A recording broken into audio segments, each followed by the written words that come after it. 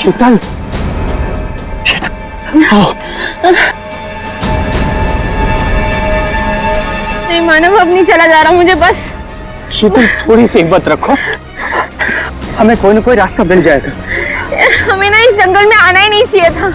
ना एक तो फोन चल रहा है ना कुछ, ऊपर से रात होने से पहले अगर हमें किसी ने ढूंढा नहीं तो। शीतल ऐसा मत सोचो, कोई ना कोई हमें जरूर ढूंढ लेगा।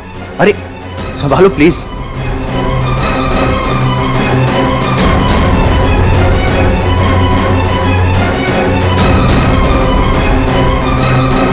शीतल, शीतल, झील।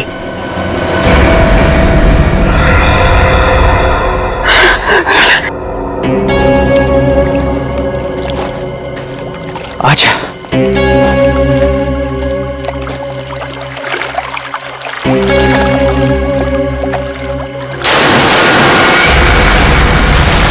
आवाज कैसी है? लगता है झील में कुछ गिरा है।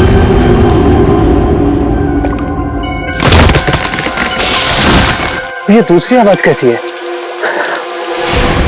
ओह माय गॉड, इतने सारे पैसे। मानव, ये सारे तो 1000 रुपए के नोट है।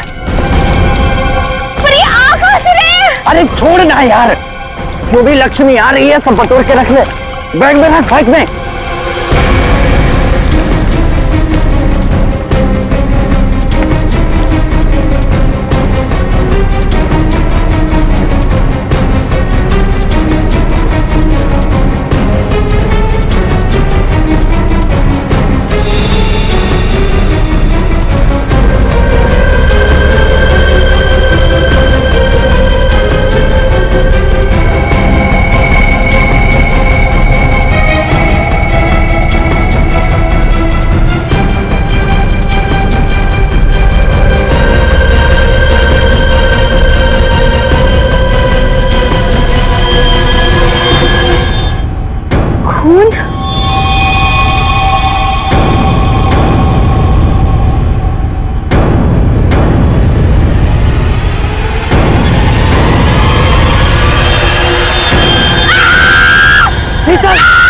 शीतल, क्या हुआ शीतल? क्या हुआ?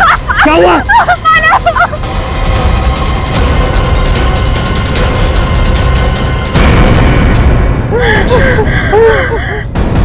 मानव, ये हमें गोली मार देगा।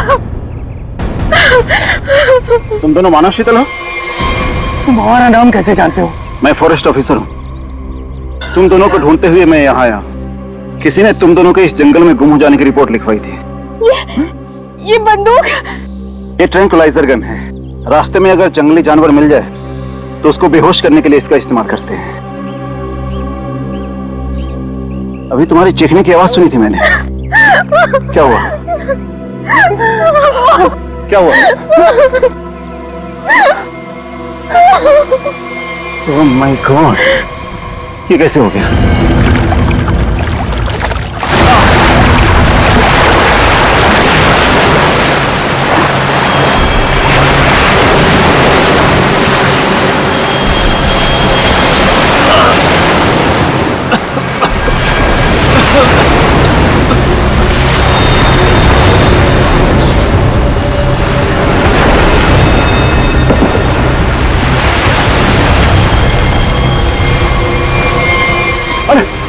आप ठीक है ना साहब? ठीक है। मेरी मंगेतर को किसी ने किडनैप कर लिया, उसे मार डालेंगे। प्लीज मेरी मदद कीजिए। आपको पहले हॉस्पिटल। आपके पास फोन है? फोन दीजिए प्लीज, मुझे सीआईडी को फोन करना है। लो साहब। गोली गोली। भाई साहब, भाई साहब।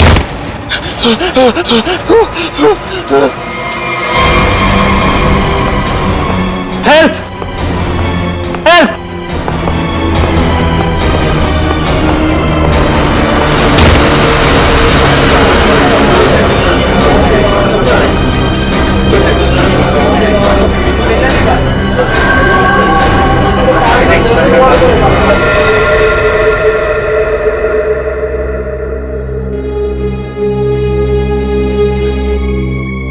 सैटेलाइट फोन देखते हैं। लॉक्ड है नया फोन। ये कोई मामूली आदमी नहीं है, कोई मामूली आदमी ऐसा फोन लेकर तो नहीं घूमेगा। पूर्वी, काम करो, देखो और कोई आईडी मिलती है क्या।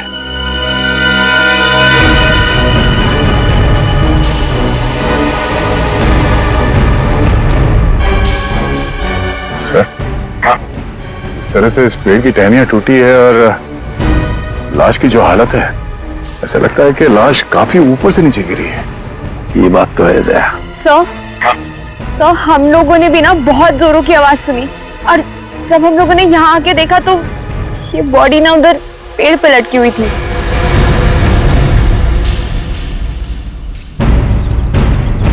वो क्या है? बैग जैसे लग रहा है दया। कहीं उसी आदमी के तो बैग नहीं। निखिल, वो देखो, ऊपर चढ़ के देखो क्या है। नीचे उतारो उसे।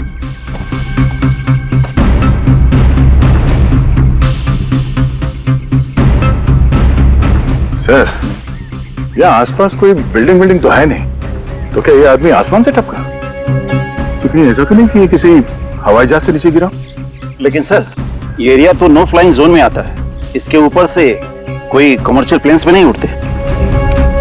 हो सकता है कोई हेलीकॉप्टर गया हो ऊपर से, कोई आवाज सुनी चॉपर की। सर ये एड्रेस मिला है, नाम नहीं, जो उसने मोजे में छुपा के रखा था।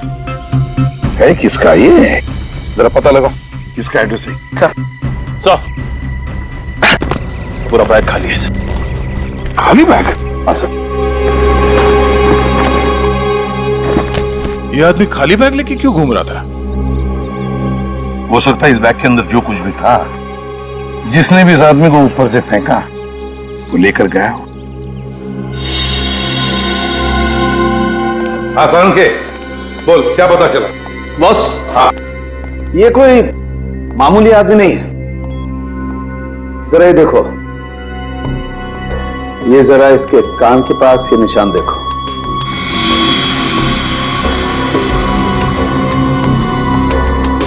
यार ये कोई सर्जरी का, ऑपरेशन का निशान लगता है। बिल्कुल बॉस, ये ऑपरेशन का ही निशान है।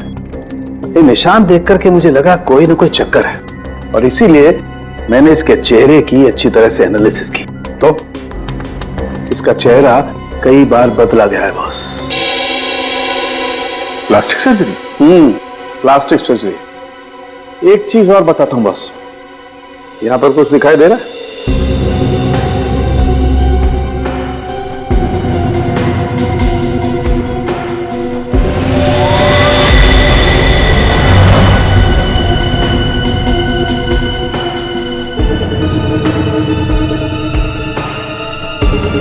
सर, ये क्या है?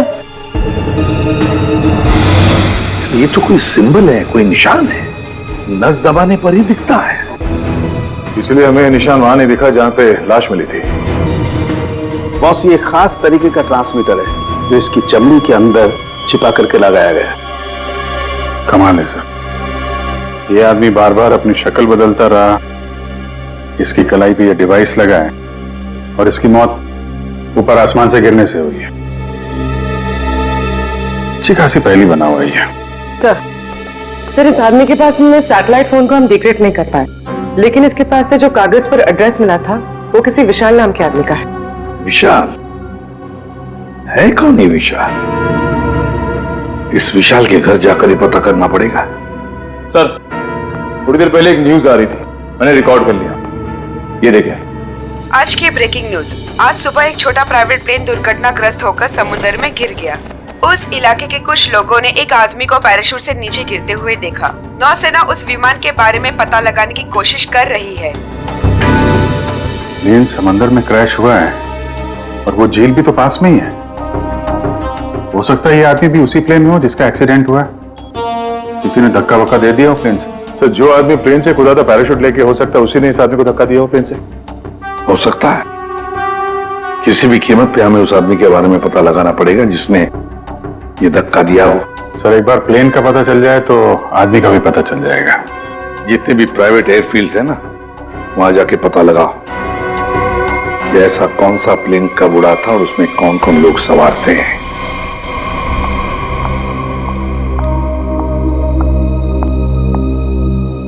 पेशेंट की तबीयत कैसी है अब? सर्जरी तो अच्छी से हो गई है, पेशेंट रिकवरी में है। ओके, और उनकी फैमिली? इसके वॉलेट से इसकी आईडी मिली थी। पेशेंट का नाम विशाल है। इसके घर पर मैंने फोन भी किया था, लेकिन किसी ने उठाया नहीं। आंसरिंग मशीन में मैंने मैसेज छोड़ दिया है कि विशाल हमारे हॉस्पिटल में एडमिट है। डॉक्टर अनिल कहाँ है? उनको बुलाइए, मुझे पेशेंट के बारे में कुछ जरूरी बात करनी है। Okay madam. ये तो अच्छा, उसकी टेलीफोन मशीन से हमें ये पता चल गया कि वो इस हॉस्पिटल में है। सर विशाल जरूर उस आदमी को जानता होगा जिसकी लाश हमें जंगल में मिली थी। Excuse me nurse. यस। हम सीआईडी से। ओके। ये विशाल नाम का पेशेंट का है। आइए मेरे साथ। अरे ये कैसे निकल गया?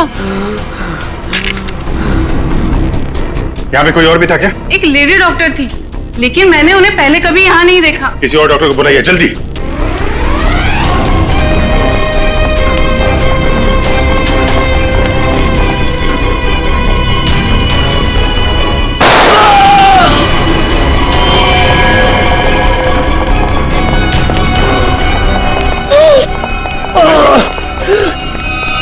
क्या हुआ?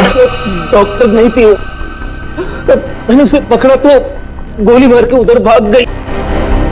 साहब, वो लड़की बाइक पे भागी साहब। बाइक पे भागी? हाँ जी। उसकी डिटेल्स भेजो कंट्रोल रूम में। बाकी जाएगी कहाँ? आयशा आयशा आयशा, विशाल को छोड़ो। हमारी प्रायोरिटी क्या है? वो ब्रीफकेस है ना? यदि नताशा के पास वो ब्रीफकेस नहीं है तो केडी के पास होगा। इसलिए मैं कहता हूं सीआईडी को केडी की लाश जहां मिली थी वहीं पर कहीं ब्रीफकेस गिर गया होगा। जाओ जाओ, ढूंढो उसे, ढूंढो उसे, ढूंढो। Okay okay. मैंने तुम लोगों को एक छोटा सा काम दिया था, सिर्फ छोटा सा काम, वो भी नहीं कर पाए हैं? विशाल को निपटाने का काम। गोली मारने के बाद उसको हमने समुद्र में फेंक दिया था बॉस। हाँ, हमें सोचा वो मर गया होगा।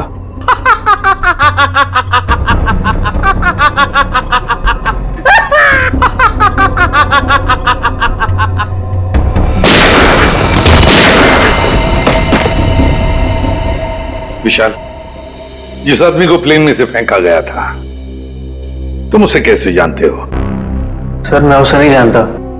सर मेरी मंगेतर नताशा एक इन्वेस्टिगेटिव जर्नलिस्ट है।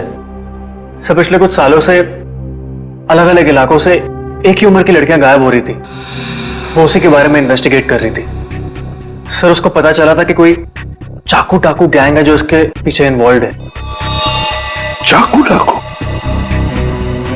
सर ये गैंग बहुत छुपकर चलाया जा रहा था। इसके बारे में किसी को कुछ नहीं पता था। ओह, तो उस आदमी की कलाई पे जो निशान था सर, वो शायद इसी गैंग की पहचान है। फिर?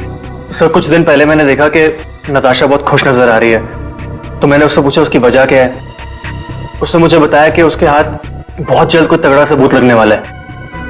कैसा सबूत? सर वो तो मैं नहीं जानता सर, लेकिन कल उसका मैसेज आया कि कोई उसका बैग है जो घर पे रह गया है और मैं उस तक पहुंचा दूं।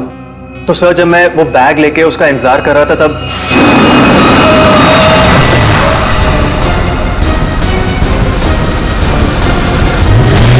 सर वहां से वो लोग मुझे किसी अनजान जगह पे ले गए जहां पे उन बदमाशों ने नताशा को कैद कर रखा था। कौन थे वो लोग? सर मैं नहीं जानता सर। सर मेरी आंखों में तो पट्टी बंधी हुई थी। मैं सिर्फ नताशा की आवाज सुन सकता था। वो सर अपनी जान की भीख मांग रही थी उनसे। उन्होंने तुमसे बैग छीन लिया, उसके बाद क्या हुआ? सर वो जो कुछ भी ढूंढ रहे थे वो उनको उस बैग में नहीं मिला। तुम उनसे बचकर कैसे निकले? सर उन लोगों ने मुझ पर गोली चलाई और मुझे समुद्र में फेंक दिया। सर मैं किसी तरह बच गया और तैर कर किनारे तक पहुंच गया, लेकिन भाभी उन लोगों ने मुझे मारने की कोशिश की। अभिजीत, दया, वो आदमी जो प्लेन में से फेंका गया था वो इन्हीं के गैंग का था। उसके कलाई पर वो निशान भी तो था। हो सकता है कि वो आदमी शायद नताशा को इनके गैंग के बारे में सीक्रेट्स बताने वाला था, वही सबूत जिसके बारे में नताशा जिक्र कर रही थी विशाल के पास।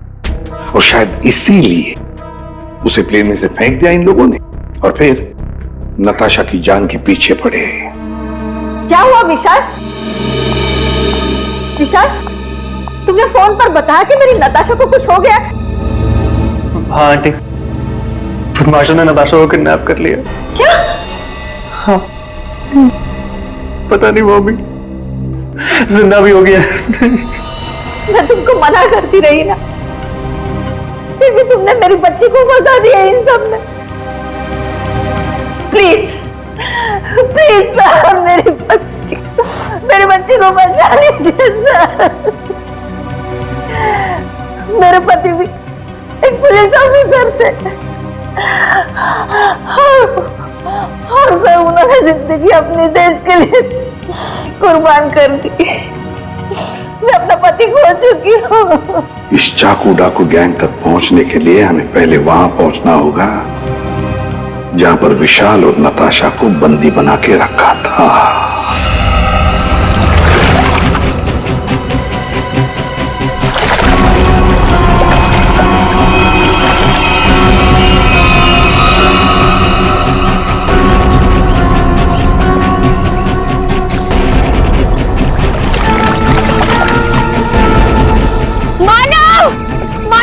मुझे बहुत घबराहट हो रही है। चलते हैं ना मानव। शीतल, रुक जा। पैसे वाला बैग इसी झील में गिरा हुआ है, हम लोग माला माल हो जाएंगे। मानव, जितने पैसे मिले उतने काफी है ना। प्लीज यहाँ से चलो, इतना लालच सही नहीं है। 5 मिनट रुक जा।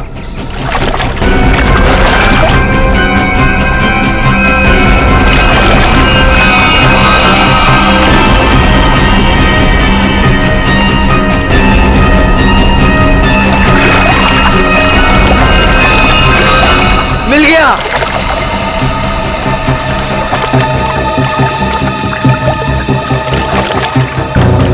मानव, मुझे बहुत घबराहट हो रही है। तुम काम करो प्लीज, ये बैग ना वापस झील में फेंक दो प्लीज। कैसी बात कर रही हो शीतल? अरे ऊपर मारा छप्पर फाड़ कर दे रहा है। ले लो दोनों हाथों से। लो, पकड़ो इसे, पकड़ो इसे, खोलते हैं।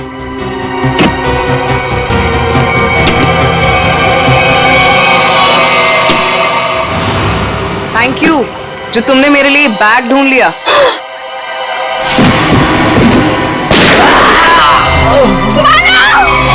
प्लीज प्लीज मुझे छोड़ दो, मैंने कुछ नहीं किया। मुझे मत मारो। सर, मैं इस मामले में आप लोगों की कोई मदद नहीं कर सकता, क्योंकि पिछले कई दिनों से हमारी एक भी प्लेन किराए पे नहीं गई। झूठ बोल रहे हो तुम। एयर ट्रैफिक कंट्रोल से हमने सब कुछ पता कर लिया, समझे? उनके रडार में साफ देखा गया है, कल यहाँ से एक प्लेन उड़ा था। जो एयरक्राफ्ट समंदर में गिरा है वो सेस्ना एयरक्राफ्ट है, जो सिर्फ तुम्हारी कंपनी किराए पे देती है। देखिए सर, आप लोग क्या कह रहे हैं मुझे कुछ पता नहीं सर, मेरा यकीन कीजिए सर। तो हमारे पास और भी तरीके हैं तुम्हें समझाने के, तुम्हारा मुंह खुलवाने के। एक बात अच्छी तरह से याद रखना, ये खून का मामला है, समझे? बताओ जल्दी। सर मेरी कोई गलती नहीं है, मैं सब कुछ सच सच बताता हूँ सर। सर एक आदमी आया था सर, उसे पुरानी सीजना प्लेन किराए पे चाहिए थी सर, और सर वो इतने ज्यादा पैसे देने को तैयार था कि सर मैं मना नहीं कर पाया, और बिना कोई जरूरी जांच के और बिना किसी पेपर्स के मैंने उसे प्लेन किराए पे दे दिया सर। उस आदमी को देखा है ना तुमने? हा? कैसा दिखता है वो? सर लगभग 5 फीट 10 इंच था सर उसका हाइट सर, गोरा था सर, और सर पतला था और हल्की दाढ़ी थी सर उसकी, और सर उसके साथ एक आदमी और था सर। ये दूसरा आदमी जरूर वही आदमी होगा सर, जिसने उसे प्लेन से धक्का दिया था। अब प्लेन क्रैश में बच के भाग निकला वो तो मर चुका, जिसने तुम्हें पैसे दिए थे। वो दूसरा आदमी है ना, उसका स्केच बनवाओ हमारे लिए।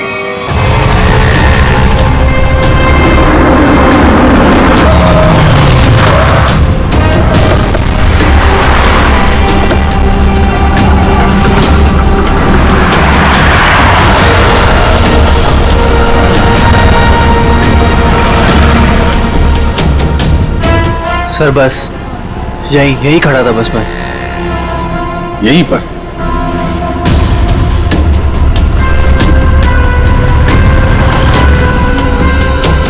देखो विशाल, अपने दिमाग पर जोर डालो और याद करने की कोशिश करो क्या हुआ था तुम्हारे साथ। ये वही एक तरीका है नताशा तक पहुंचने का।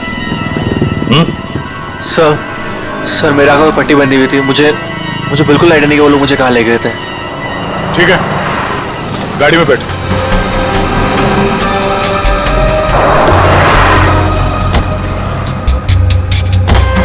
देखो विशाल, तुम्हारे आंखों पर पट्टी बंधी थी, है ना? जी। तो आप ऐसे सोचो कि पट्टी है तुम्हारी आंखों पर, इसलिए आंखें बंद करो और याद करने की कोशिश करो। हर एक बात, छोटी बड़ी, जो कुछ भी, कोई आवाज, कोई खुशबू, कुछ भी।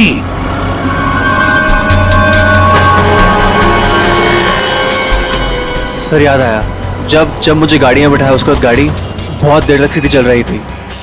गाड़ी कहीं भी नहीं मुड़ी थी।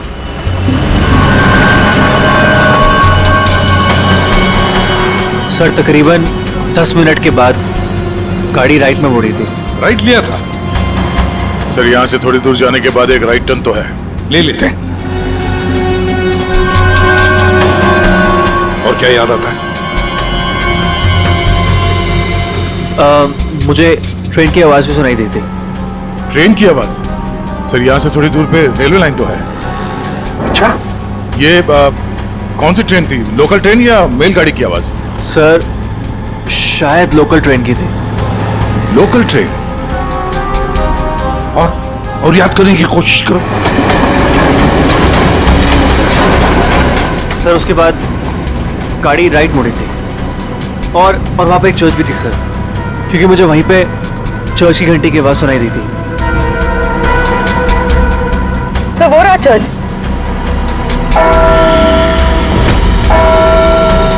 सर उसके बाद गाड़ी ने लेफ्ट टर्न लिया था और थोड़ी देर गाड़ी चल रही थी। अच्छा, कितनी देर तक लगभग? सर ये तो नहीं पता है कितनी देर गाड़ी चल रही थी, लेकिन हाँ, जब गाड़ी रुकी तो उस वक्त रेडियो पे एक गाना चल रहा था, बल्ले बल्ले, और 99.9 FM पे सर। पूरी जरा फोन करो रेडियो स्टेशन पे 99.9 पे। सर। और उसके बाद गाड़ी रोक दी गई और मुझे बाहर निकाल के किसी मकान के अंदर ले जाया गया। तो मैं किडनैप कितने बजे किया गया था? सर मैंने उस वक्त अपनी घड़ी देखी थी, तकरीबन 6:30 बजे थे। Okay, thank you sir. गाना 7:15 में चला गया। 7:15 बजे गाना बजा। दया, 6:30 बजे इसका किडनैप हुआ। 7 बजे इसने चर्च की बेल सुनी और 7:15 बजे इसने 99.9 FM पर गाना सुना, बल्ले बल्ले। तो इसका मतलब है चर्च से लेकर 15 मिनट की दूरी पर वो घर होना चाहिए।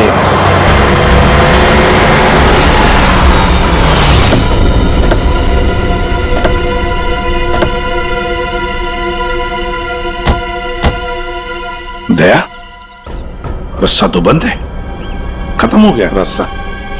फिर भी चर्च से 15 मिनट की दूरी पर यही एक घर है। लगता है विशाल और नताशा को यहीं पे बंद करके रखा था। चलो अंदर घुस के देखते हैं।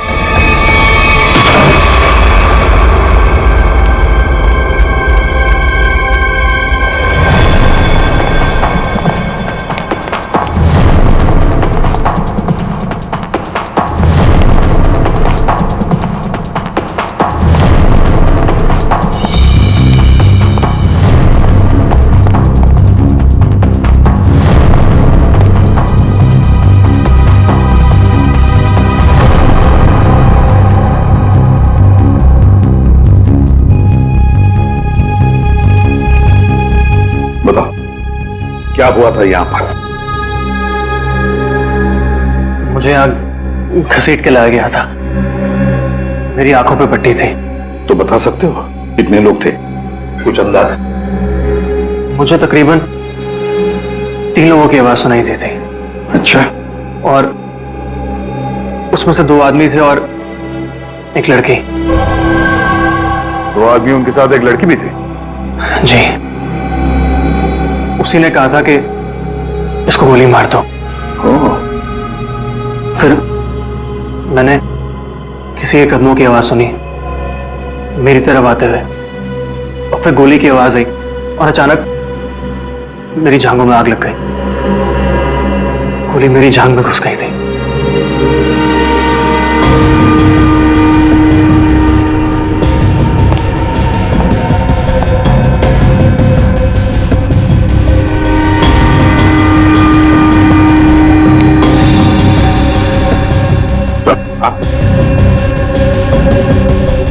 यहाँ पे खोलना रहा।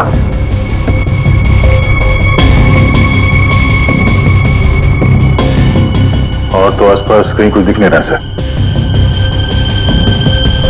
विशाल, जब तुम्हें वो यहां पे ले आ रहे थे तब सर तो कोई आ रहा है।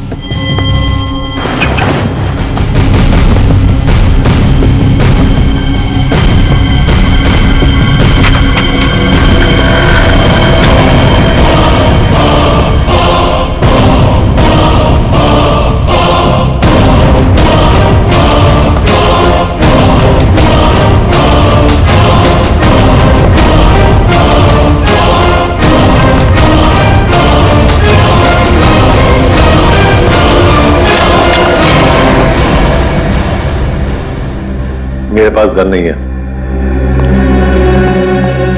गन नहीं है तो फिर यहां क्या करने आए हो? किसी को ढूंढ रहा हूं। किसे ढूंढ रहा? एक लड़की को। वो लड़की तुम्हें यहीं मिलेगी, ये तुम्हें कैसे मालूम? पिछली बार वो मुझसे यही मिली थी। जरा तुम्हारी शक्ल तो देखें।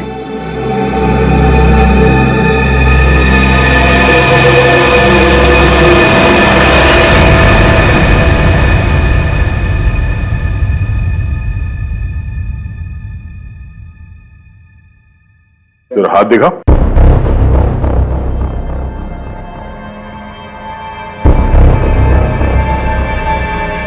तुम जो सोच रहे हो मैं वो नहीं हूं। मैं चाकू डाकू गैंग का नहीं हूं।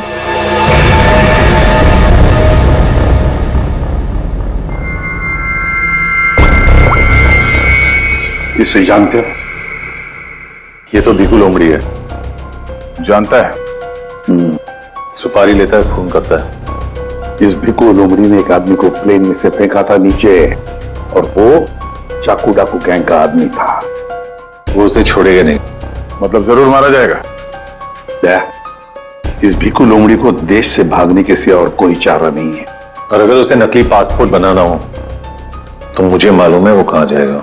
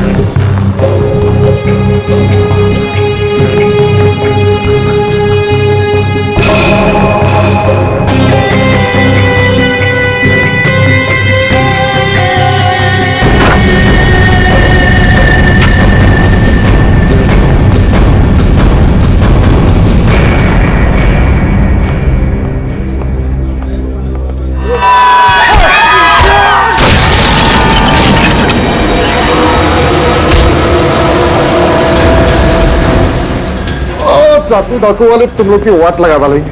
वाट तो हम लगा देंगे।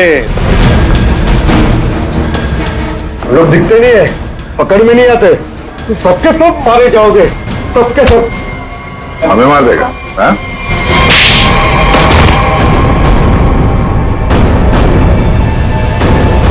बता, चाकू डाकू कहां मिलेगा? आज शाम को एक मीटिंग है। सर, आप अपने ऑपरेशन को अंजाम दीजिए। मैं अपने मंजिल की ओर बढ़ता हूं। बहुत खुशी हुई तुमसे मिलकर। Wish you all the best, Rocky handsome. Thank you sir.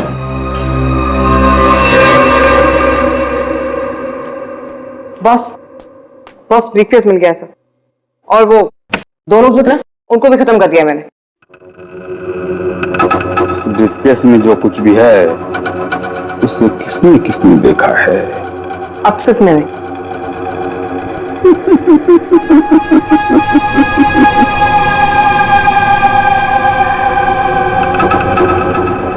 बड़ी प्यारी हो आयशा, बड़ी अच्छी हो तुम। लेकिन क्या करें, इस ब्रीफ केस में जो कुछ भी है उसे देखने के बाद कोई जिंदा नहीं रह सकता, समझे? बॉस, पर मैंने इस ग्रुप के लिए कितना सब कुछ किया बॉस, प्लीज। आयशा, हमारे ग्रुप का हेड कौन है ये मेरे सिवाय कोई नहीं जान सकता। नहीं बॉस प्लीज, नहीं boss please, please boss, boss please, please मेरी बात सुनिए बॉस, बॉस नहीं, बॉस।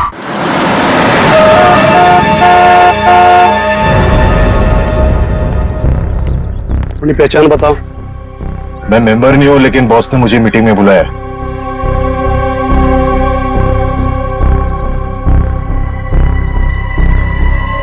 भेज दो। ठीक है बॉस।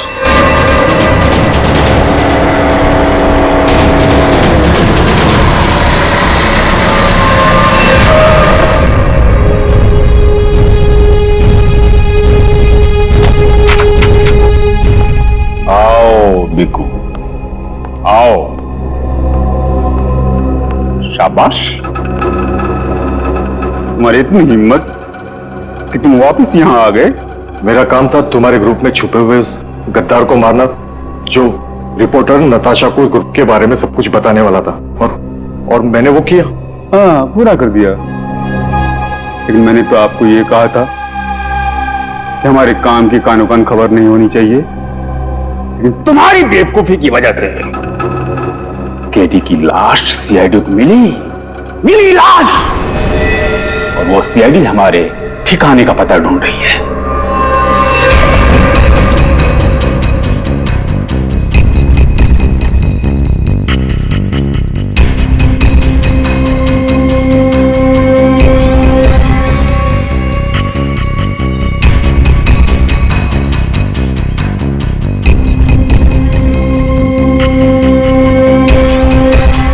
मैंने सारा काम चुपचाप ही तो किया था। सबसे पहले मैंने केडी का भरोसा जीता, उसे कहा कि यहां से भागने में मैं उसकी मदद करूंगा। बड़ा ही शातिर खिलाड़ी था केडी तुम्हारी गैंग का। अरे बड़ी मुश्किल से मैंने उसे प्लेन से बाहर फेंका, जानते हो? और तुमने ब्रीफकेस भी बाहर फेंक दिया। भला हो आयशा का कि ब्रीफकेस लेकर वापस आई। सजा तो मिलेगी इस गलती की, सजाए मौत।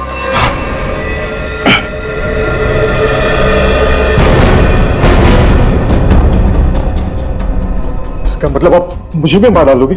हमारे ग्रुप की खासियत है कि हम अपना काम साइड में करते हैं, किसी को दिखा के नहीं करते। और तुम्हारी बेवकूफी की वजह से आज पूरी दुनिया को हमारे काम के बारे में, हमारे बारे में पता चल चुका है। तुम्हें सजा तो मिलेगी, सजा है मौत।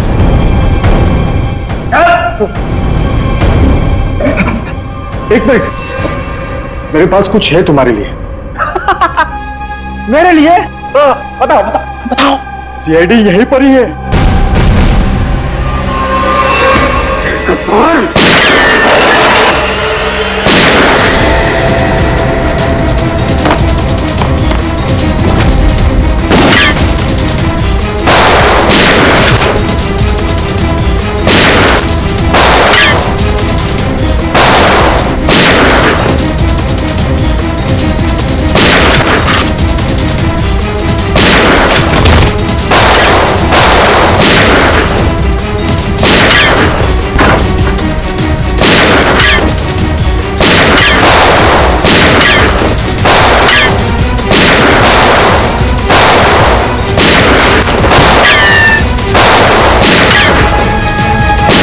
वो भाग रहा है।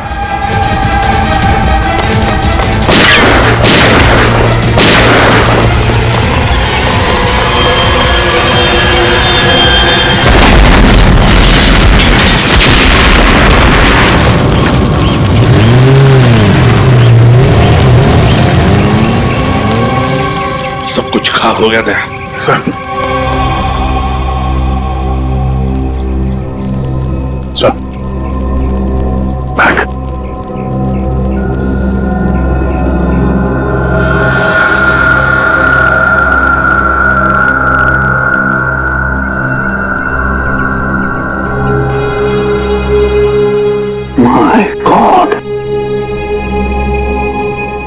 है चाकू डाकू गैंग का लीडर। दया, अभिजीत को इन्फॉर्म करो जल्दी।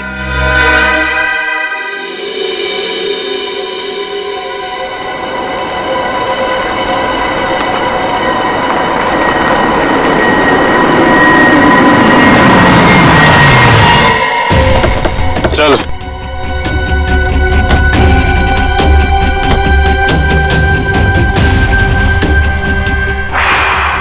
ये कहाँ आ गए हम?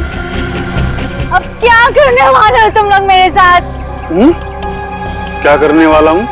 कुछ नहीं करने वाला हूँ। तुम्हें बस उड़ना है तुम्हें इस देश से दूर, जहाँ तुम्हें कोई पहचान ना पाए, कोई ढूंढ ना पाए। ये प्लीज प्लीज ऐसा मत करो मेरे साथ, मुझे छोड़ दो।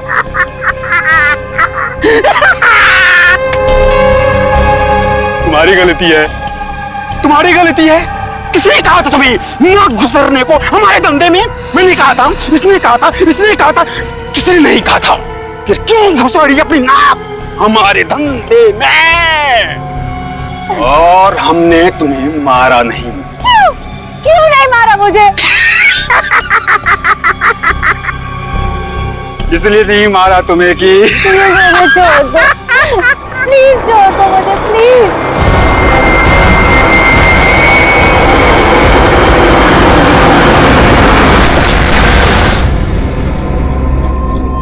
चलो हेलो बोलो।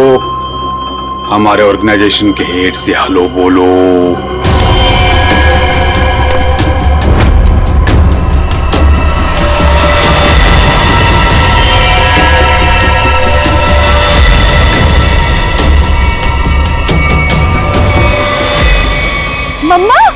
मम्मा आप इस गैंग की हेड है? ये कैसे कर सकती है आप? मैंने मना किया था ना तुमको इन सब चीजों से दूर रहना, लेकिन तुम देशभक्त बाप की बेटी हो, इतनी आसानी से कैसे मान जाती? लेकिन अब तुम जो देख रही हो वही सच्चाई है, और इसे जितना जल्दी मान लोगी उतना अच्छा है। क्यों मम्मा, क्यों किया आपने ऐसा? अकेली कब तक तकलीफें झेलती, कैसे बड़ा करती तुझे? आज कम से कम शान से तुम सबको कह सकती हो कि मेरी माँ ने अकेले अपने दम पर करोड़ों का कारोबार खड़ा किया है। तो यही वो वजह थी जिसके लिए मैं अब तक जिंदा हूँ। तू मेरी बेटी है, तुझे कैसे कोई कुछ कर सकता था? अब तुम मेरे साथ एक दूसरी कंट्री में एक नई जिंदगी की शुरुआत करोगी। प्लीज छोड़ दो। सीआईडी ढूंढ दो सबको।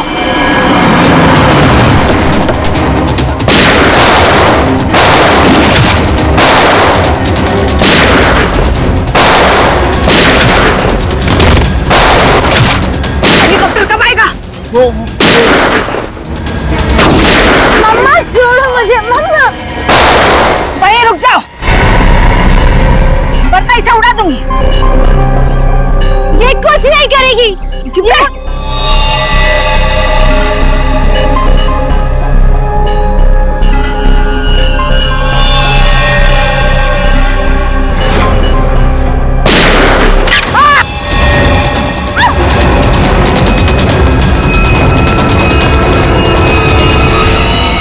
नाटक तो बहुत अच्छा करते हैं आप, अब जरा इनके नाटक से पर्दा गिरा दो।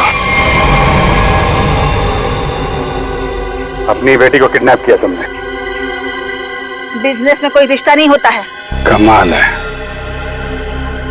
और जिन जिन लड़कियों को किडनैप किया उनका क्या किया तुमने? नर्क में जी रही थी सबको जन्नत पहुंचाया मैंने। अब जन्नत वाले खुश, वो खुश और मैं भी खुश। इतने लोगों को खुशियां देना गलत कैसे हो सकता है? हजारों मासूम लड़कियों की जिंदगी तबाह की है तुमने, और ना जाने कितने मासूम लोगों को मरवा दिया। तुमने जो कुछ भी किया है, कानून उसकी कड़ी से कड़ी सजा देगा। अब जेल की सलाखों के पीछे बैठ के खुश होती रहना जब तक फांसी का ऑर्डर नहीं आ जाता।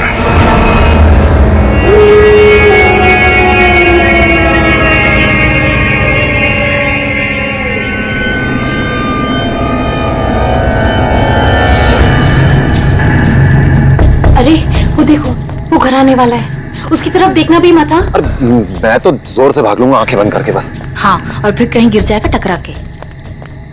फिर मैं करूं क्या? जब भी उस घर की तरफ देखो तो वही एक अजीब सी परछाई डांस करती हुई। चलो चलो। अरे वो देखो, 2 दिन से वो आदमी एक ही जगह पर खड़ा है। अरे आदमी नहीं है, आत्मा है, आत्मा। हाँ, लगता है आत्मा अटक गई है। लेकिन ये है कौन? ये यहाँ तो वो बुढ़िया रहती थी, वो आजकल दिखाई नहीं देती। शायद मर गई है या कहीं गायब हो गई है। अरे तो फिर यार रह कौन रहा है? उसकी तो एक भतीजी भी थी। अरे हाँ, दोनों यही रहती थी। अब दोनों की दोनों गायब है, लेकिन कहाँ? पकड़ो यार, आज मैं देख के ही आता हूँ क्या है। क्या? आ रहा हूँ। समर प्लीज पागल हो गया क्या? समर अरे रुको ना, मैं आ रहा हूँ। यहाँ समर प्लीज रुको, मैं आ रहा हूँ। ओके। क्या कर रहा है तू? इसको ना कुछ ज्यादा हीरो बनने की आदत है। समर प्लीज मत जाओ। समर समर समर समर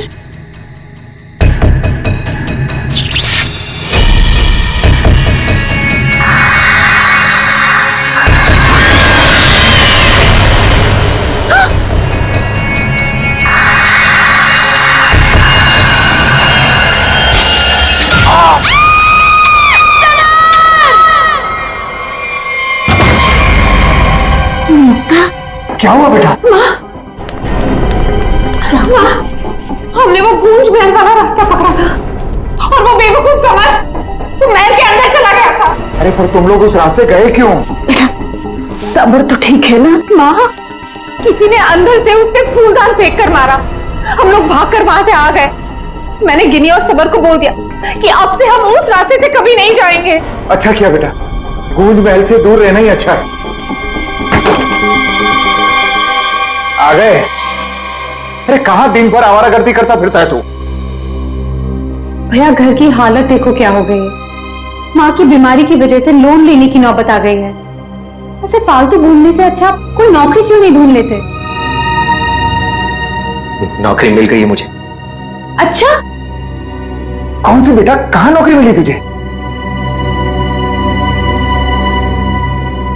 भैया कहाँ मिली है नौकरी? जवाब दो। गूंज महल में। ए, तुझे पता है तू क्या बोल रहा है?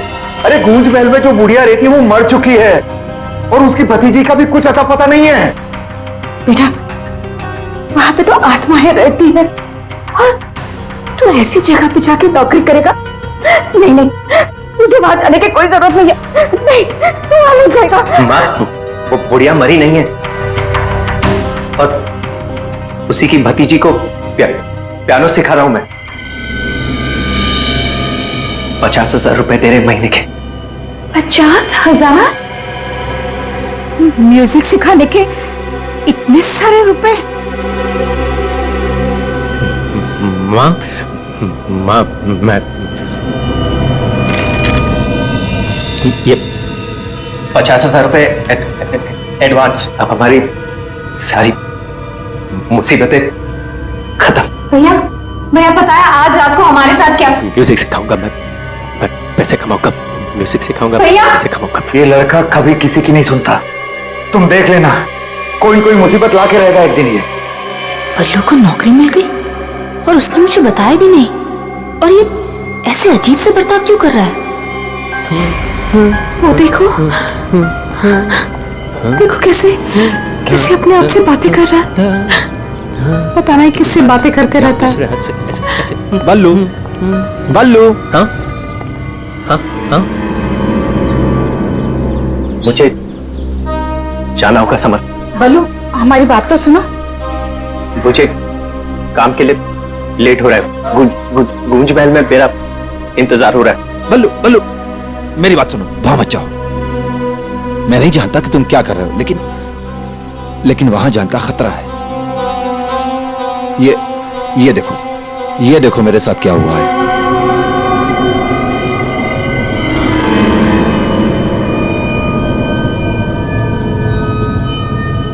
क्या हुआ? कल गूंज महल में एक औरत ने मुझ पर हमला किया। नहीं, ऐसा नहीं हो सकता। वहां तो सरिता आंटी और उनकी भतीजी ईशा रहती है। वो बहुत अच्छे लोग हैं, ऐसा नहीं कर सकते। मुझे लेट हो रहा है, मुझे जाना होगा। अरे भैया मत जाओ, वहाँ खतरा है भैया।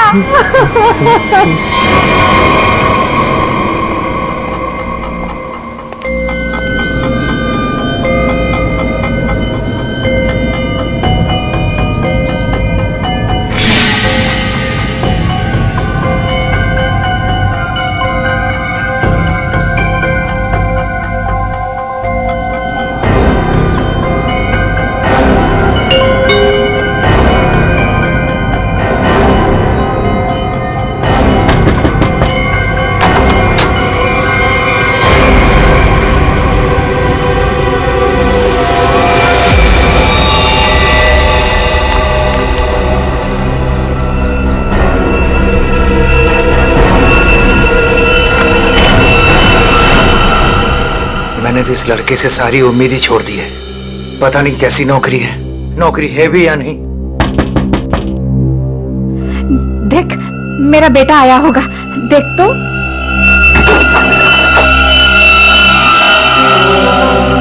भैया भैया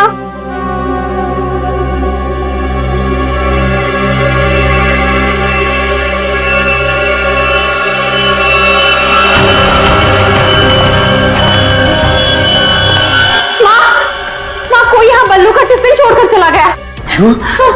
बल्लू को कुछ हुआ तो नहीं ना?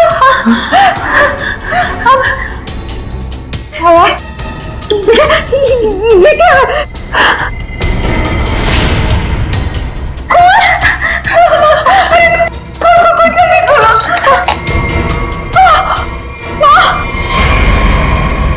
ये है वो गूंज महल जहाँ पे आपका बेटा बलविंदर यानी बल्लू कल आया था और उसके बाद से वो वापस नहीं आया। यहाँ पे 2 औरतें रहती हैं, एक बुजुर्ग औरत सविता देवी और उसकी भतीजी ईशा है। और आप लोगों के हिसाब से वो लोग कुछ अजीब है, राइट? सर ये पूरा घर ही अजीब है। यहाँ की खिड़कियों से रोशनी चमकती है, साए दिखते हैं, यहाँ से गुजरने वाले लोगों पर चीजें फेंककर हमला करते हैं। पता नहीं मेरा भाई कैसे फंस गया यहाँ। बल्लू यहाँ नौकरी करता था? जी हाँ, और इसी घर से मेरे बेटे का खाने का डिब्बा वापस आया था, खून से भरा। और सर जब पता लगाने के लिए मैं अपने दोस्तों के साथ यहाँ आई थी तो हमने दरवाजा खटखटाया, आवाजें लगाई, डोरबेल बजाया, लेकिन किसी ने जवाब नहीं दिया। सर यहाँ मेरे बेटे के साथ जरूर कुछ हुआ है, उन लोगों ने जरूर कुछ किया है। सर प्लीज मेरे बेटे को बचा लीजिए।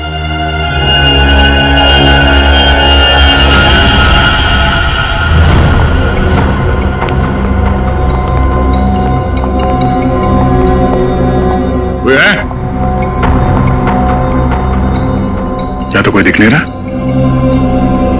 आत्मा कहां दिखाई देती है सर, सीधी अटैक करती है।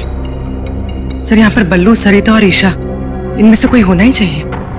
सरिता जी हैं भी या नहीं किसी को कुछ नहीं पता सर। लोग तो यहाँ तक कह रहे हैं कि सरिता जी की मौत हो चुकी है। यहाँ हुआ तो है कुछ।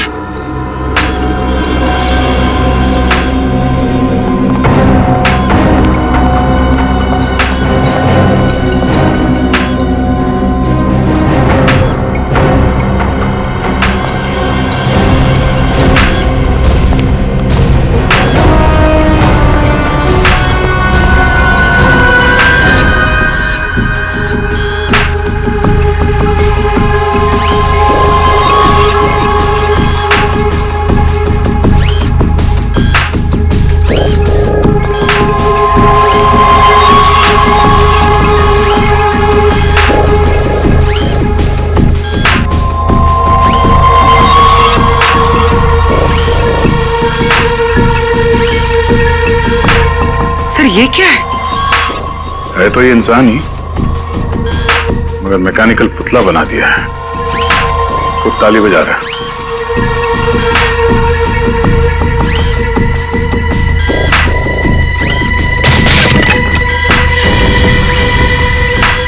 निखिल, नजर रखो इस पे, हम लोग देखते हैं।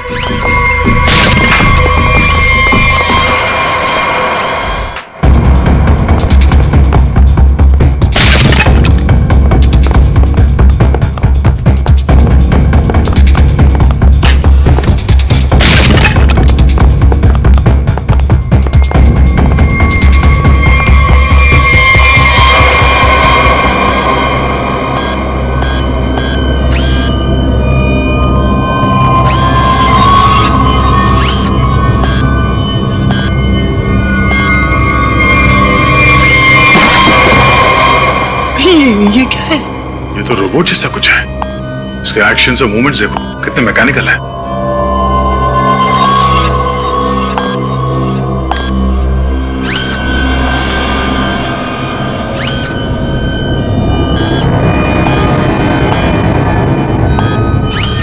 सर ये यहाँ आए कैसे और इन्हें रोकेंगे कैसे? अब इसे तो टेक्निकली रोका जा सकता है। ये क्या है? बोली नजर रखना इस पे।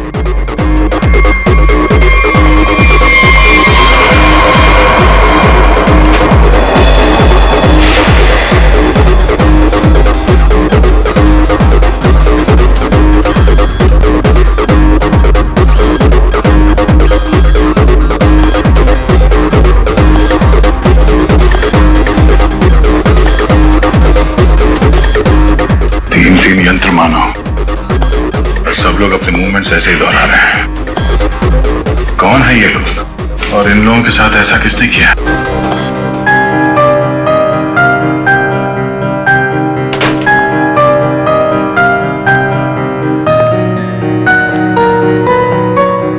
बलवंत,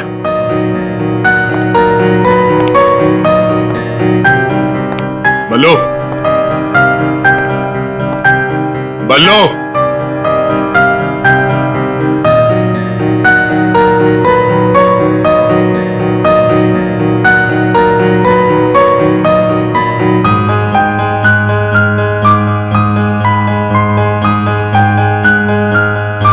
बात नहीं करनी।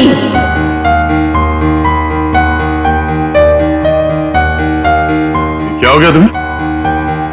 और तुम ये लड़की की आवाज में बात क्यों कर रहे हो? और ये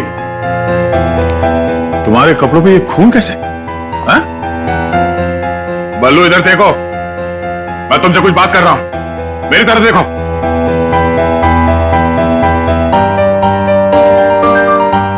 मैंने कहा ना, बात नहीं करनी। पियानो बजाते वक्त मैं किसी से बात नहीं करती। मुझे गुस्सा आता है और फिर मैं सबको मार देती हूँ, मार देती हूँ।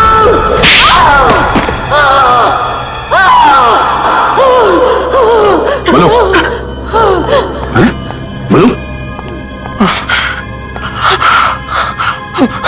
एक्सक्यूज मी, कौन है तुम? तुम कौन हो? हाथ तो पैर। देखिए आप गोली में चलाना, गोली में चलाना। ये मेरा ही घर है, आप गोली में चलाना, मारना मत मुझे आप प्लीज। तुम्हारा घर है ये? हाँ, ये मेरा घर है। क्या खेल खेल रहे हो तुम यहाँ? हाँ? और तुम्हारे घर में ये सब लोग कौन है? शायद ह्यूमन मशीन्स है जो तुम्हारे इशारे पे नाच रहे हैं। क्यों? सर ये क्या कह रहे हैं आप? मैं नहीं जानता सर। मेरी कंसर्न क्या आपको बताता हूँ सर। ये मेरा घर है और यहाँ पर जो है ना सर, मेरी सरिता आंटी और मेरी एक कजिन है ईशा, वो रहती है सर। वो कैसी है वो देखने के लिए आया था सर मैं। That's my only concern. ये कौन है मैं नहीं जानता। आप कौन? सीआईडी। सीआईडी? मेरा नाम आकाश है। मैं सूरत में रहता हूँ सर, और यहाँ पर है ना हर 2-3 महीने में एक बार आता रहता हूँ। सर प्रॉब्लम क्या हुई मैं आपको बताता हूँ। उनका फोन है ना स्विच ऑफ आ रहा था, तो मुझे पता नहीं चल रहा था कि क्या हुआ है। और फिर अब यहाँ पर आकर देखता हूँ तो आपको यहाँ पर ये इसके शर्ट पर खून लगा है। सर मेरी आंटी और ईशा को इसने कुछ किया तो नहीं ना सर? इसने मार तो नहीं डाला ना उन्हें सर?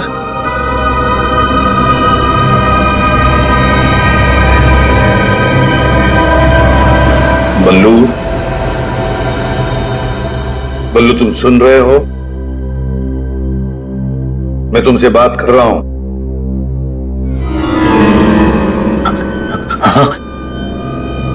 अब मुझसे कुछ पूछ रहे हैं? हाँ।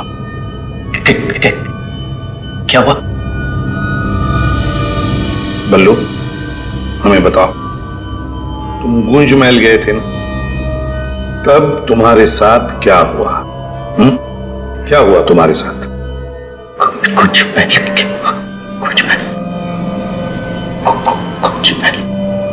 तुम ईशा को म्यूजिक सिखाने गए थे ना वहां पे क्या हुआ था? सरिता और ईशा कहाँ हैं? सर मुझे समझ नहीं आ रहा है कि आप लोग इसे इतना प्यार से क्यों पूछ रहे हैं। He's a criminal। सर इसी ने मेरी आंटी और ईशा को कुछ किया है, और वहां पर आपको जो इंसानी पुतले मिले थे ना, सब इसी का किया धरा है। शक तुम्हारे ऊपर भी है। तुम्हारे घर में मौत का खेल चल रहा था और तुम्हें मालूम तक नहीं।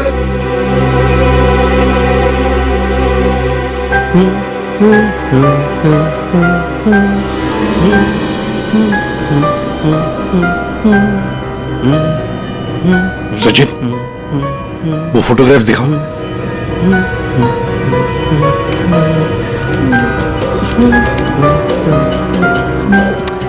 इन तस्वीरों को ध्यान से देखो, बताओ कौन है ये लोग और इनका ये हाल किसने किया? ये सब लोग जिंदा है, जिंदा है। ये लोग तुम्हें जिंदा लग रहे हैं? हाँ, जिंदा। मुझे बताया गया था कि ये रिश्तेदार हैं और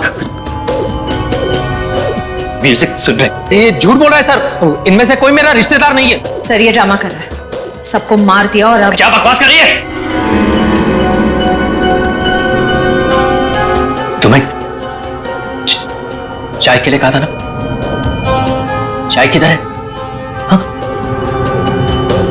ये ईशा कुछ बोल क्यों नहीं रही?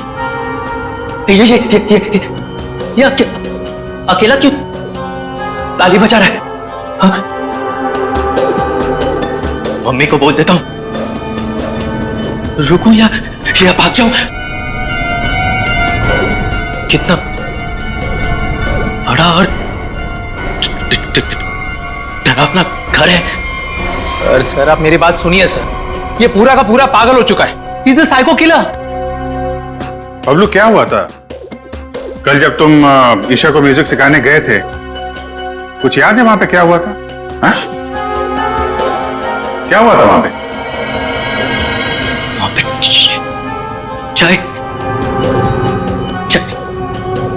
चाय पिलाई थी उसने। हाँ बराबर, चाय। तो फिर ईशा कहां गई?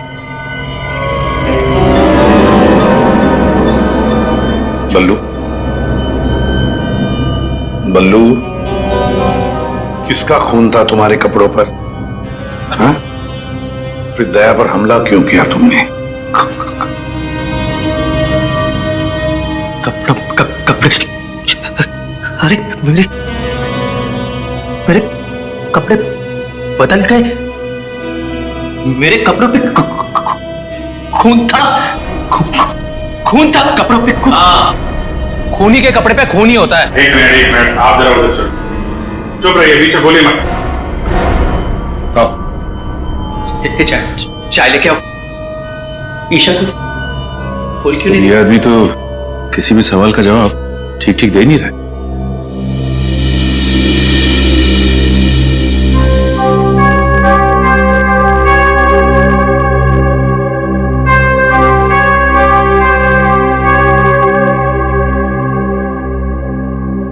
अभिजीत, इस बल्लू की मेडिकल जांच करवाते हैं, पता तो चले ड्रामा कर रहा है या वाकई इसके दिमाग के साथ कोई प्रॉब्लम है।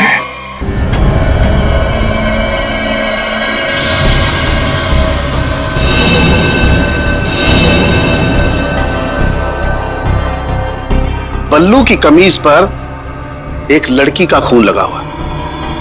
इस कमीज पर जो खून लगा है लड़की का है, ये मैंने पता लगा लिया है। ये रही उसकी डीएनए रिपोर्ट। अब मैं आपसे सिर्फ ये जानना चाहता हूं कि ये जो लड़की मरी है ये कौन है और इसे किसने मारा? इसे आपने मारा? नहीं?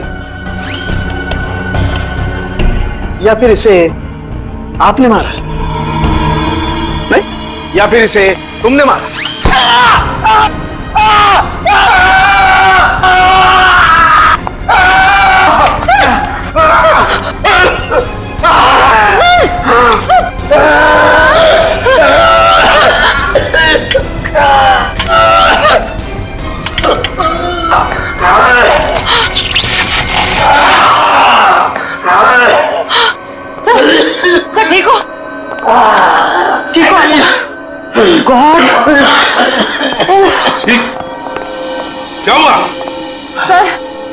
पुतले के हाथों में सर की गर्दन अटक गई थी। बहुत जल्दी छुड़ गए। हाँ, छोड़ दिया, बहुत जल्दी छोड़ दिया, क्योंकि ये पुतले ना तो मशीन है, ना ये पुतले पूरी तरह से इंसान है। तो फिर ये कि ये टैक्सीडर्मी और रोबोटिक का मिला जुला रूप है। सर, ये टैक्सीडर्मी और रोबोटिक्स क्या होता है? पंकज, टैक्सीडर्मी एक कला है जिसमें जानवरों की खाल को एक खास किस्म के केमिकल में प्रिजर्व करके उनमें भूसा भर करके उनको एक आकार दिया जाता है। इन तीनों के साथ भी ऐसा ही किया गया है। इंसान की खाल को केमिकल में प्रिजर्व करके लकड़ी के पुतलों पर चढ़ाया गया है। लेकिन सर ये सब करना तो गैर कानूनी। उन्हीं गैर कानूनी काम ही तो करता है। यार सालुंखे, ये इंसान तो नहीं है, फिर भी ये ताली कैसे बजाते हैं, हमला कैसे करते हैं? इन तीनों के दिमाग में एक मशीन फिट कर दी गई है। इसका कंट्रोल खूनी के हाथ में, और खूनी ने उस मशीन के जरिए इनके चारों तरफ एक खास घेरा निश्चित कर दिया है। कोई भी इंसान उस घेरे के अंदर आकर के कोई मूवमेंट करता है, ये चालू हो जाते हैं, अपना काम करने लगते हैं। एक्टिव हम लोग भी तो आसपास घूम रहे हैं डॉक्टर साहब। नहीं, इन तीनों की मशीन को मैंने डीएक्टिवेट कर दिया था। वहां उस पीछे वाले में कुछ गलती रह गई। अब बॉस, और ये एक्टिविटी इनकी मेमोरी में पहले से फिट है। और इतना ही नहीं बॉस, इनके अंदर और भी बहुत कुछ है। आओ दिखाता हूं। ये देखो, लकड़ी का बुरादा, कॉटन और उसके ऊपर इंसान की चमड़ी। बनाने वाले ने तो बना दिया बॉस, लेकिन वो भूल गया कि इंसान की चमड़ी में और जानवर की चमड़ी में एक खास फर्क होता है। इंसान की चमड़ी जानवर जैसी मोटी नहीं होती है, इसीलिए उसे कितना भी केमिकली ट्रीट कर लो, कितना भी केमिकल में डाल लो, वो इंसान की चमड़ी जैसी नहीं रह सकती है। इसीलिए इनकी चमड़ी जो है जगह जगह से सिली हुई। फिर भी दिख नहीं रही है। और दूसरी बात, ये सारी चमड़ियां ज्यादा पुरानी नहीं है, बस कुछ ही दिन पहले इन्हें मारकर निकाला गया है। पर उस घर का तो कोना कोना छान मारा गया था, एक भी ऐसी लाश नहीं मिली जिसकी खाल उधेड़ दी गई हो। वो कहीं और बनाता है ये ह्यूमनॉइड, अपने घर पर नहीं। तीनों की कोई मिसिंग रिपोर्ट नहीं है, कोई आईडी वगैरह नहीं मिली। है कौन ये लोग? तारिका जी, ये जो कपड़े पहने थे इन लोगों ने, उनसे कुछ पता चला आपको? कुछ खास नहीं, तीनों के कपड़े से बस एक लेबल मिला है, किसी टीएल टेलर का लेबल है। TL Taylor?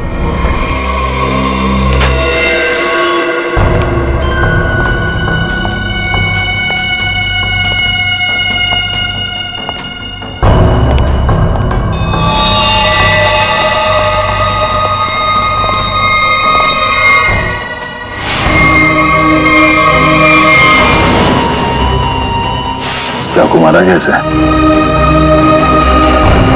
सर, बल्लू के कपड़े पे जो खून के छिटे थे, कहीं इस लड़की के तो नहीं? ये तो बल्लू ही बताएगा। मुंजी, असली बात यह है कि गूंज महल में से एक लाश मिली हमें, एक लड़की की लाश। ये है वो लड़की। क्या आप जानते हैं इसे? किन्नी है ये, मेरे बेटे की दोस्त। ये मर गई क्या? तो ये बल्लू उस लड़की को जानता था सर? और मोहन जी, बल्लू के कपड़ों पर गिनी का खून है। मोहन जी, आप प्लीज थोड़ा वेट करिए, हम आपको बुलाते हैं। एसीपी सर, मैंने बल्लू की सारी रिपोर्ट्स पढ़ ली हैं। डॉक्टर सालुंखे से भी बात हुई मेरी। बलवंत के खून में ऐसे ड्रग्स हैं जिससे इंसान सच और झूठ के सपने के अंतर को नहीं समझ पाता। उसे उस वक्त जो कहा जाए उसे वही सच लगता है। तो क्या डॉक्टर साहब, ये बलवंत ड्रग के इन्फ्लुएंस में किसी को मार भी सकता है? जी, ऐसा हो भी सकता है और नहीं भी। हमने बलवंत को कुछ मेडिसिन दी हैं। आधी बेहोशी की हालत में हम बलवंत के दिमाग के माध्यम से वापस गूंज महल जाएंगे। क्या तुम मुझे सुन पा रहे हो बल्लू? हाँ, गुड। अब एक काम करो, अपनी आंखें बंद करो और ठीक उसी तरह वापस गूंज महल जाओ जैसे तुम पहली बार गए थे। बोलो ईशा, क्यों बुलाया? वो मेरे पास एक नौकरी है तुम्हारे लिए, करोगे? नौकरी? हाँ, तुम म्यूजिशियन हो ना, पियानो बजाते हो, मैं जानती हूँ। मैं तुम्हें 50,000 रुपए दूंगी। 50,000? हाँ, अब तुम यहाँ बैठो, कहीं जाना मत, मैं तुम्हारे लिए चाय बना के लाती हूँ, ठीक है? यही बैठना। चाय नहीं चाहिए ईशा, सुनो। ये 50,000 की नौकरी कर लूं? कर लेता हूं, पैसे अच्छे हैं, उससे माँ का इलाज भी हो जाएगा। लेकिन ये ईशा मुझे कुछ बताने वाली थी उस दिन, कुछ बोल नहीं रही, पता नहीं क्या हुआ ऐसे। और ये घर भी थोड़ा सा अजीब लग रहा है, कहीं ईशा कोई मुसीबत में तो नहीं है?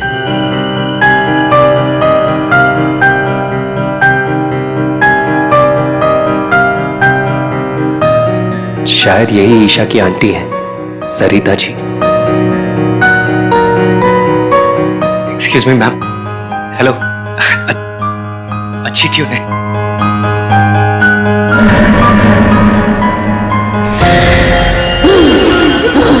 नहीं छोड़ूंगी।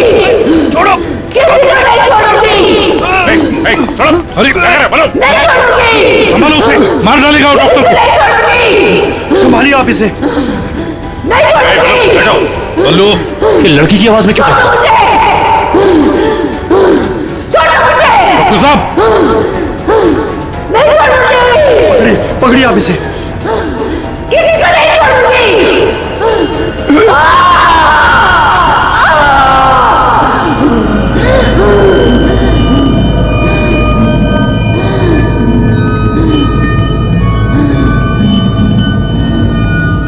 नहीं छोड़ूंगी, अब किसी को नहीं छोड़ूंगी। पतला बना दिया, परेशान कर दूंगी। बची हुई बॉडीज मछलियों को खिला दूंगी।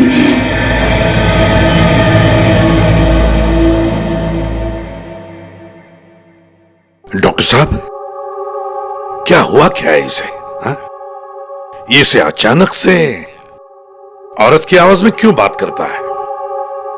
जब तक बल्लू पियानो तक नहीं पहुंचा था तब तक ये ठीक था, लेकिन जैसे ही इसके दिमाग में पियानो की आवाज सुनाई दी, ये कोई और बन गया। आपके कहने का मतलब है कि पियानो की आवाज सुनते ही ये बल्लू अपने आप को खूनी औरत समझने लगता है। मतलब ये किसी के वश में है, किसी ने हिप्नोटाइज किया है इसे। क्या लगता है आपको डॉक्टर साहब? हाँ, ये टेलर्स का पता चल गया सर, जिसने तीनों मानव मशीन के लिए कपड़े बनाए थे सर। अच्छा, टीएल टेलर्स।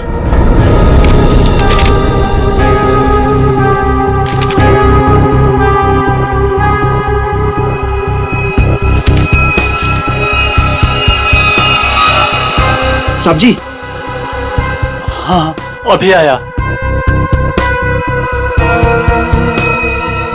देखिए सर, ये ऑर्डर एलपी प्रोडक्शन का है।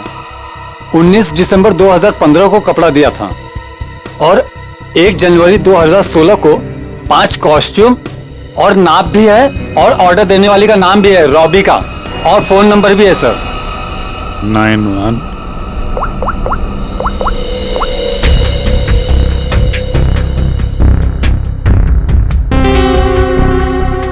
सर, फोन बंद है।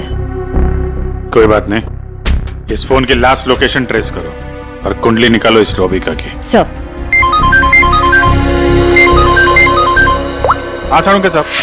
अभिजीत, इन ह्यूमनॉइड्स में हमें भूसे के साथ साथ 2 और खास चीजें मिली हैं। एक तो एक खास कागज के टुकड़े, ऐसा कागज जिस पर न्यूज छपती है, अखबार में काम आने वाला कागज, और दूसरा समुद्र के नमक के कुछ अंश।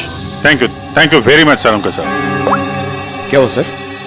एक कारखाना ढूंढो जहां पे अखबार को छापने का कागज बनता और वो जगह समंदर के करीब हो।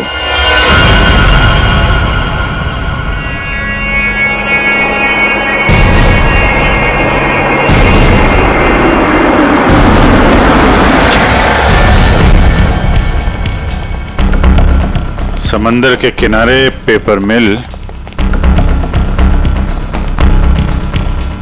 और वो भी बंद पड़ी हुई।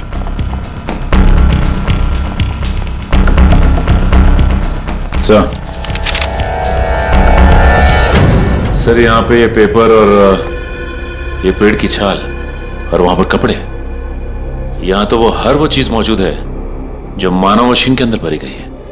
सर हो सकता है उस क्रिमिनल के काम करने की जगह यही हो जहां वो पुतले बनाता था। क्या पता वो अभी भी कहीं आसपास ही हो। मगर वो जगह कहाँ है? यहाँ तो सिर्फ पुतले में भरने का सामान है ना। वो टैक्सी डमी की जगह और वो रोबोट बनाने की जगह वो कहाँ है? पुतलों में भरने का सामान यहाँ है तो वो जगह भी यहीं कहीं होगी। ढूंढो।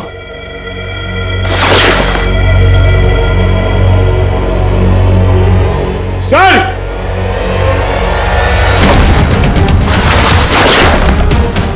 सर! माय गॉड,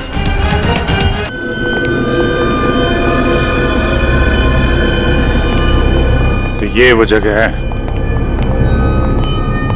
जहां पे ह्यूमन मशीन बनाई जा रही है।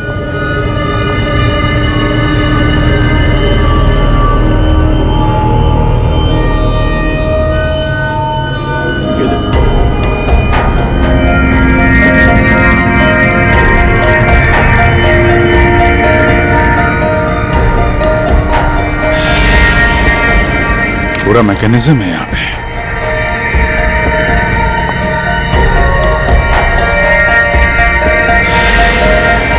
सर! हाँ? सरिता जी का रोबो? Oh no.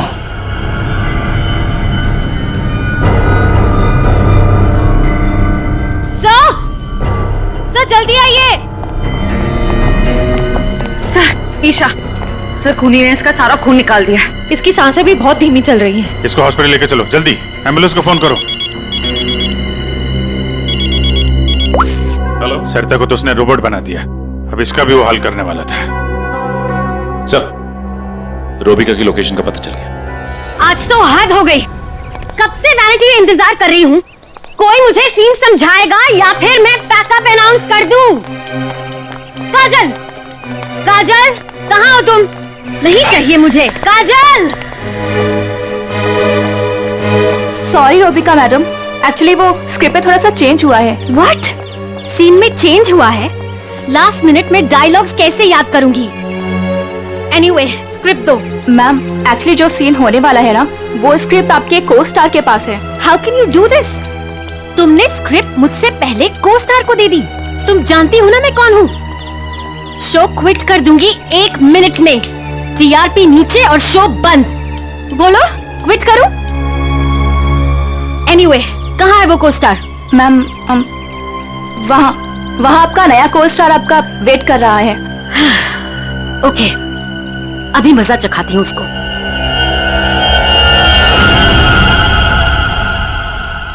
हेलो, कोई है? यहाँ तो कोई नजर नहीं आ रहा। हेलो, कोई है यहाँ पर? हेलो, हेलो, कोई है? पता नहीं ये काजल भी ना यहाँ क्यों भेज दिया मुझे।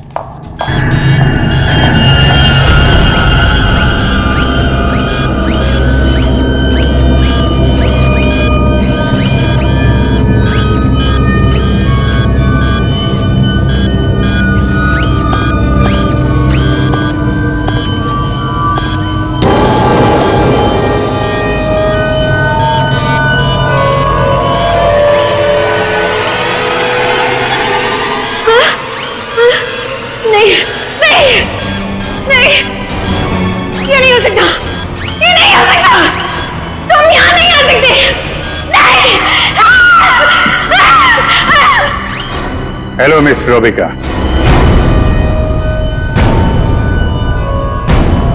कौन हो तुम सब? और ये सब नाटक क्या है? हमें छोड़िए, आप ये बताइए कि आपने ऐसा क्यों कहा कि ये यहां नहीं आ सकते? आप जानती हैं ना?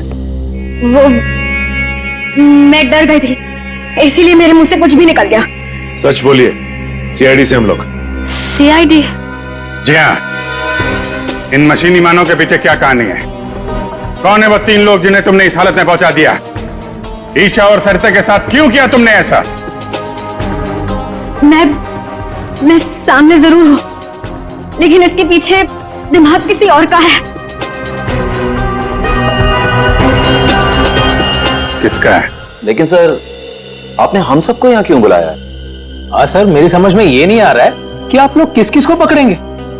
कभी बल्लू पर शक, कभी हम लोगों से पूछताछ। आखिर आप लोग चाहते क्या है ना? कुछ तो बताइए सर, ये सब किसने किया है? सारे सवालों का जवाब मिल जाएगा, लेकिन यहां आप लोगों को बुलाया है एक कहानी सुनाने के लिए। कहानी? जी हाँ, कहानी। कहानी एक इंसान की, जिसका दिमाग बड़ा शातिर था। उसके दिमाग में एक प्लान पल रहा था, लोगों को मारना, फिर रोबोटिक्स और टैक्सीडर्मी के जरिए उन्हें वापस जिंदा करना। और ऐसे में वो मिला एक खूबसूरत लड़की से, जिसकी एक बेरहम आंटी थी जो उसे बहुत तंग कर रही थी। उस लड़के के दिमाग में एक आइडिया है। उसने उन दोनों को एक बहुत बड़े कोठी में शिफ्ट करवा दिया।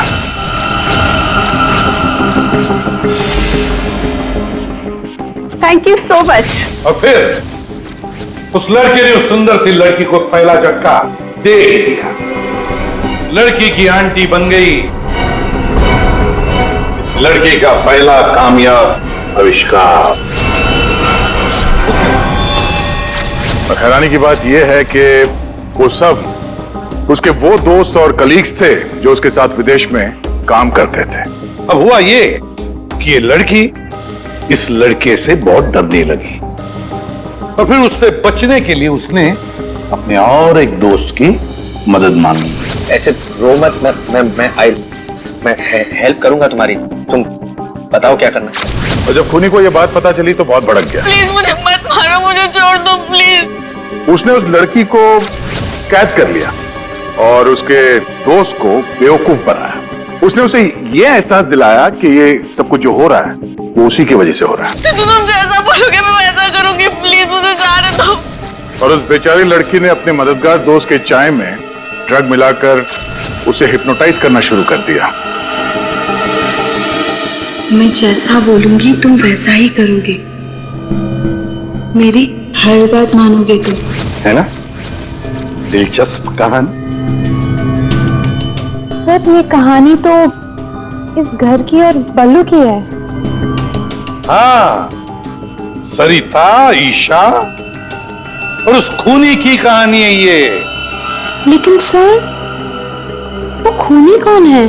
वही तो, खूनी कौन है कौन खूनी?